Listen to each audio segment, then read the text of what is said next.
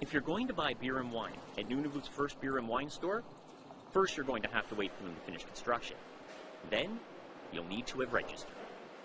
That means giving your name and address to the government-operated store. People haven't had to do that anywhere else.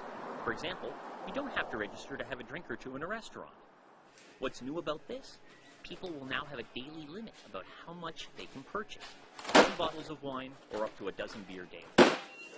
Registering creates a list that will help the clerks at the store monitor them. But here's the thing. The information on that registry also goes to the RCMP. We won't be sharing it proactively with them.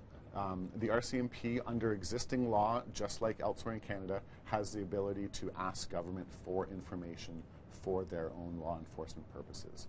So the information that we have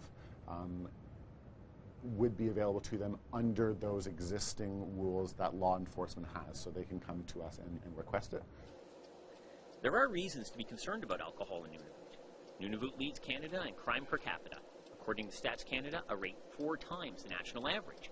And RCMP say 95% of all Nunavut crime is alcohol related. Despite Nunavut's strict liquor laws, the alcohol is there. You can order it in, buy it to drink at a restaurant, and bootlegging is common.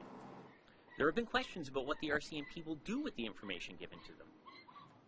Many thought the lists would be used to monitor those awaiting trial or convicted of an offense from drinking, who are often ordered to abstain from drinking as a condition of release. Yes, they should be sharing lists because some people have probation or not. So, yeah, I say that's a good idea for the beer store to do that. As it turns out, they won't be. Nunavut's Assistant Deputy Minister of Finance says it would not be fair to have the clerk enforce those orders. And the courts come out and ask or tell somebody that they're not allowed to do something, that responsibility is on them. We don't want to get into the way of confusing that responsibility. We don't want to suggest that we have the responsibility on behalf of the individual that's been to court. We also don't want to shift that individual's responsibility onto our sales clerks. Knowing there's no clear plan to enforce the ban has some concern. The whole point of having that list is to prevent people from, well, the guys who have those court conditions and who commit these crimes and so on and so forth, to prevent that from happening. So, if they're not going to check the list, then what's the point of having the list? And some say the registration missed the point, forcing limits on people who have done nothing wrong.